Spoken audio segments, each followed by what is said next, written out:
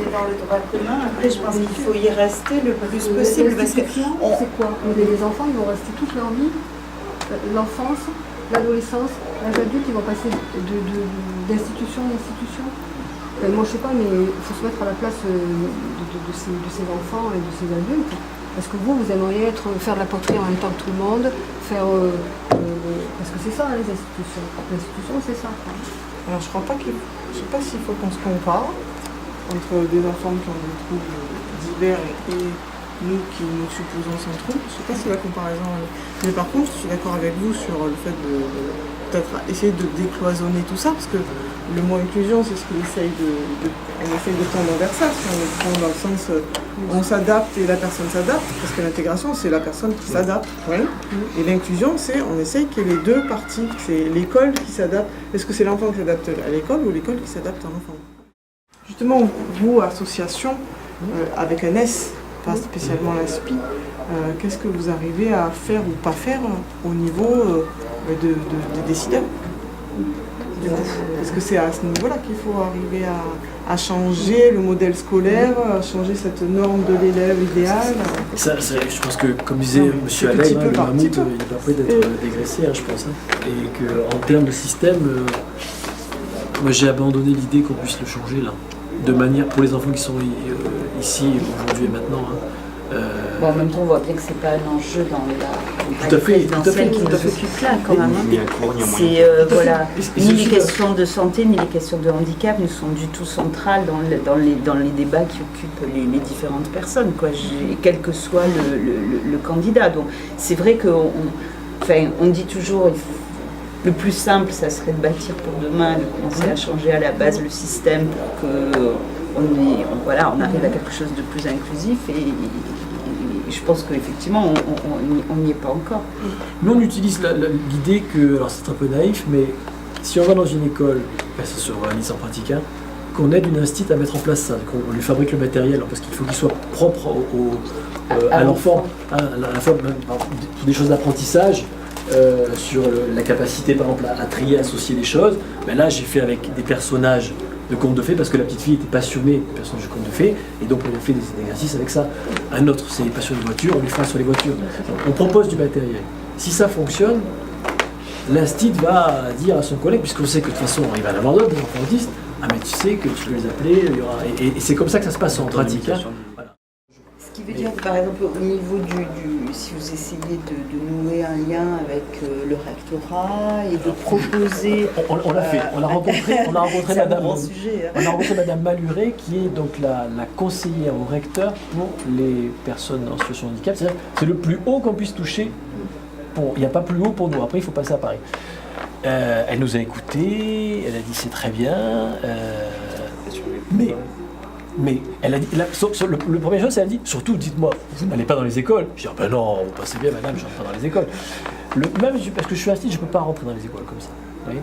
Et si vous voulez, ils ont un service, ils nous ont dit, elle a un service avec 2 instituts qui sont détachés, donc s'ils font ça, veut dire qu'ils font ça en permanence, c'est leur travail. Ils sont censés répondre à la demande des enseignants dans l'académie. Et donc ils ont 1 an et demi d'existence et ils ont 2 enfants. Ils suivent 2 enfants, c'est leur boulot à temps plein, ils sont 2 instituteurs. Et nous, en toute petite association, on est 6, on en suit 15. Donc il y a un problème, c'est que les instituts ne font pas appel à ça. Parce que aussi, il y a toujours l'idée qu'on va me juger, on va, etc. Et que l'institution est quand même très démagogique. Je vous donne l'exemple d'une une jeune institut. Dans sa classe, elle se retrouvait avec 3 enfants autistes, en grande section, avec un enfant, on appelle l'enfant sirène. Alors, le terme n'est pas très joli, mais il hurle de 8h30 à 11h30 non-stop, ce qui est une performance vocale extraordinaire, mais ce qui est assez usant. Et ben, elle a craqué. On lui dit « Ah mais comment ça, tu as 3 enfants et tu n'y arrives pas ?» alors qu'elle a les 25 ans en plus, donc vous voyez, c'est pas... Et on lui demande un truc qui est tout à fait impossible. Alors, où elle va chercher de l'aide, en plus, c'est même pas qu'elle est là. Donc les instituts finalement en viennent à désespérer de leur institution, dans leur capacité d'institution à les aider sur les enfants qui ont des profils particuliers, y compris sur des enfants primo-arrivants. Vous avez des instituts qui se retrouvent seuls avec des enfants qui sont primo-arrivants, qui viennent d'Irak, et voilà, ils sont comme un enfant ordinaire, ils sont débarqués il y a 2 semaines, Et vas-y, hop, voilà, on y va, allez, vas-y. La parfait du subjonctif, allez, on y va. Voilà. Donc effectivement, j'ai vraiment pas l'impression qu'on puisse changer le système en partant d'en haut. Par contre, en partant d'en bas, on peut assez coloniser pour que... parce que vous affrontez quelque chose qui est... comment dire, c'est pas que des instituts, c'est aussi des personnes. Des Français comme nous. Et nous avons pas le peuple français n'a pas un regard très positif sur les personnes handicapées, différentes, etc. Bon. Et ces instituts-là sont dans le même cas que l'ensemble des Français.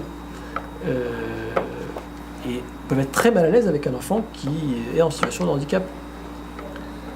Donc à la fois ils ont leur travail, mais ils sont mal à l'aise comme le seraient d'autres personnes mal à l'aise. Vous voyez, parce qu'on n'a pas l'habitude, nous, de côtoyer... on a quand même en France vraiment séparé, depuis Louis XIV, les personnes dites normales des autres, pour que ça ne gêne pas la bourgeoisie. Et finalement, du coup, on n'a pas créé ce lien. Si on crée ce lien, c'est pour ça qu'on milite aussi pour que les enfants soient scolarisés en milieu ordinaire. Si dès la maternelle, les enfants ont appris avec leur bracelet à communiquer avec leurs petits copains, qu'ils ont vu qu'il est passé d'un enfant qui ne parlait pas, il parle et il sait faire des choses pour eux extraordinaires. Quand mon fils, quand il avait 3 ans, on disait voilà, il a un retard mental énorme. Bon, maintenant il est au CP, il fait des additions de fractions au CP. Ben, ses copains, waouh, mais c'est quoi ça? Ils ne comprennent même pas ce qu'il raconte. Mais ils voient l'évolution et donc on a une chance qu'ils puissent apprendre à côtoyer différemment les personnes, dans notre cas autistes, mais toutes les personnes qui ne seront pas dans la norme. Si on fait des écoles spécifiques, où est-ce qu'ils vont se rencontrer tous ces gens-là? Parce que c'est là quand même où on se rend compte, c'est l'école où on se rend compte. Parce que les lieux où se rencontrent les enfants, c'est quoi? C'est l'école et les centres de sport. Essayez d'inscrire votre enfant autiste à un club sportif. Bonjour. Et les parents, ils font le tour, ils ne trouvent pas de place. Donc c'est-à-dire que les lieux de scolarisation, et il y a un troisième, par exemple, c'est le parc.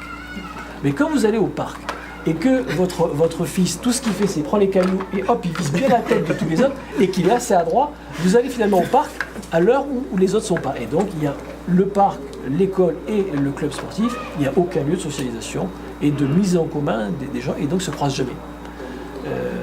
Mais ça, c'était un grand objectif quand même pour l'école, d'arriver à intégrer les différents types de handicap, justement. Et quand même, aujourd'hui, moi, j'ai pas l'impression que ça ait fonctionné, ça. C'est-à-dire que on a un système qui exclut assez rapidement les enfants qui sont différents. Non officiellement. Non officiellement, voilà. Officiellement, tout va très bien et non officiellement, on a quand même un système qui exclut assez facilement. Et enfin, je ne sais pas s'il y a des études, mais moi, j'ai pas l'impression que le regard de la population elle est changé sur les gens qui sont différents, quoi. Non, mais on peut pas. Quand la loi 2005 est venue, on a dit effectivement, on intègre, on cherche à favoriser l'inclusion de tout le monde. Et on a balancé ça sur les instituts, donc en majorité maternelle, mais sans aide. Alors effectivement, on peut se dire, mince, l'institut, il pourrait faire un effort. Quand vous avez un enfant en particulier, vous pouvez faire un effort. Quand vous en avez 2, ça fait déjà compliqué. Quand vous en avez 3, vous laissez tomber. C'est pas possible. Quand vous en avez un qui, le seul moyen de communication, c'est mordre, et l'autre qui hurle toute la matinée, vous en avez 25 là, et qu'est-ce que vous faites? Donc on va sacrifier les 25 pour s'occuper de 2.